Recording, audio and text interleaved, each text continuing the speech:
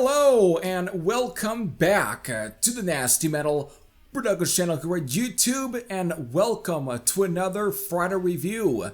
Today I am here to review Open Fire, the brand new second album from Greek Thrashers, Menace. This was released all the way back on January 7th via Razorbleed Records. So, without further ado, let's begin, shall we? Okay, now before I really get into my thoughts on Open Fire from Menace, you know what I have to do. I have to do a track listing rundown so I can tell you folks what are the songs are on this album, how many songs are on this album, and what is the time length for this album. And since this album at least consists a total of 8 tracks, it clocks in at the length of 42 minutes and 39 seconds. So, these 8 tracks are beginning with Narcissist, the title track, Lunatic Perspective, Without Morality, The Hymn, Eye of the Storm, Existential Slavery, and then finally ending with Uncensored Truth. So there you go, folks. There's your 8 tracks. You know what the sound of that is. Alright, don't need to waste any more time. Let's get into it. Now, you probably are wondering who these guys are and are kind of curious to know how I discovered or at least stumbled upon this album, because no one recommended me this. Well, it goes all the way back to the Heavy Metal Rarities forum in 2012 when I first joined, at least that year when I joined. One of the members on that forum who went by the name of, and it still goes by the name of, Demon Hellrogues, or Demon Hellrogues? I think it is. Demon Hellrogues is how it's pronounced. Again, thanks for sharing some of your vinyl rips, man.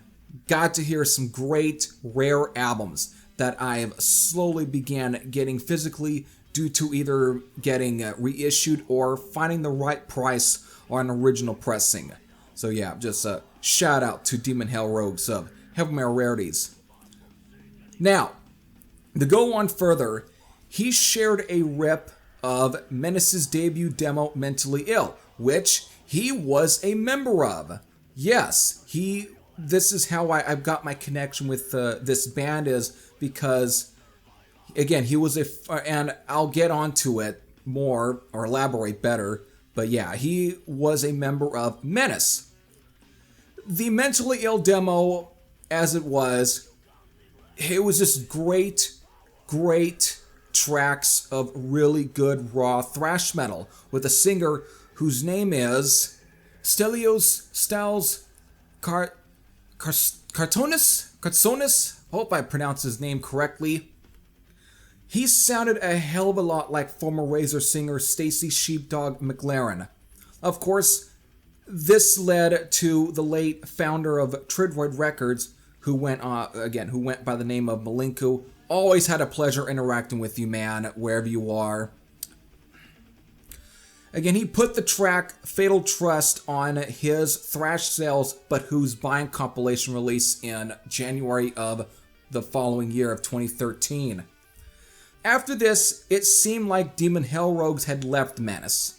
Maybe, or perhaps possibly by around the debut full-length album Cosmic Conspiracy. I'm not quite certain if he played on some of those songs, given that Demon Hellrogues never said which Costas he was. If he did, I forgot. Again, there's at least 3 songs, at least maybe 3 or 2 songs that were from the Mentally Ill demo that made it onto that album. So he obviously was, at least, might have been credited on that album, but for the most part, some of the songs are like newer recordings and everything, like brand new songs, is what I'm getting at.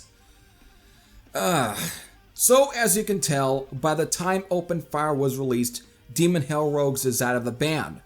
The thing is that I didn't even know that Demon Hellrogues had even left Menace, because I kind of stopped following Menace around the debut album, and it it was just recently that I saw this album pop up on my YouTube feed one night, and that's what prompted me to even give this album a go. So, since I finally got through explaining my connections to this band, I can now give my thoughts. Open Fire is so much more polished compared to the raw thrash of the early material. Gone are Stelios's Stacy Sheepdog McLaren like howls, and right here the musicianship is just played at a technical level, much more compared to at the level that the musicianship was played at on their earlier stuff. The music is somewhat more progressive too. At times they really are going in for more a complex approach here, or at least to better phrase it, a more complex approach. And at the composing part of what I'm getting at. Kind of reminding me of a crossbreed between Megadeth and Dream Theater, if you can kind of imagine that. Okay, maybe not that technical, progressive in a way, but maybe more like Sepultura attempting to play like Megadeth. I don't know, I'm kind of going off a little bit with my comparisons, but that, to me, when listening to it, that's kind of what I seem to be getting with this album. I mean, just check out the bass noodling that are towards the end of Existential Slavery. Because again, a lot of that is going on. So yeah, it kind of takes me by surprise here. What even took me, more by surprise is that the drummer on this album, Jan Vincent Velasco, whose past record is of playing with Ghost, yes, that Ghost, on the Ceremony and Devotion live album, and of course even with Gus G on some of his albums, which explains the shift in musical direction here and why it's much more clean on a technical level.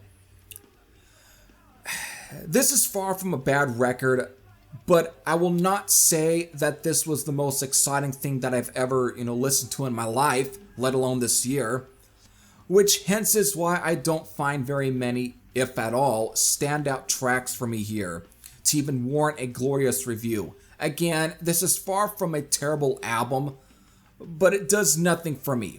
I hate to say it. It kind of bores me. Just because your brand of thrash metal is technical and progressive does not always mean that it's going to translate to pure excitement, in my opinion, okay? You can do all the noodling all you want. I admire it. But to me, a song needs to be something more, and I thought the early stuff contained that element, or at least those elements, what I'm kind of talking about in a way, what I'm elaborating on, that I feel is somewhat lost here. It's just me personally. Maybe this type of progressive, technical thrash metal appeals to someone else, but to me, I need substance. I need grit. This is, to me, is just bordering on trying to be too perfect. And that's not my cup of tea. So there you go, folks. There's my overall thoughts on Open Fire, the second album from Greek Thrashers, Menace. And my rating for this album is a... You know what? I got it written down already, so I'm just going to fucking read it off of here. 6.87 out of 10. Again, it's a good... I don't know if I can say... decent, I think is what I'm trying getting at. I think it's a decent album, but to me, whenever I put this album on and I'm listening to it, at times it's kind of trying to grab my attention, but then after a while, I'm off to looking at something on my phone. I'm looking up other information, and therefore the music ends up getting pushed into the background in a way, and especially when I got headphones on, it really does, and I'm like, okay, I'm probably going on when I'm looking at something that's like, okay, there's something else going on. Like, oh, okay, there's a lot of this noodling going on. Okay, whatever. And it just doesn't keep enough of my attention in a way, or attention, whatever. And it's all right. And again, I think there have been some bands in the past, I think I've actually done this a lot better. And so in a way, I kind of can get the effort here, and it's admirable. But if they were to try and edge things out a little bit and maybe put a little bit more thought into the music, way more.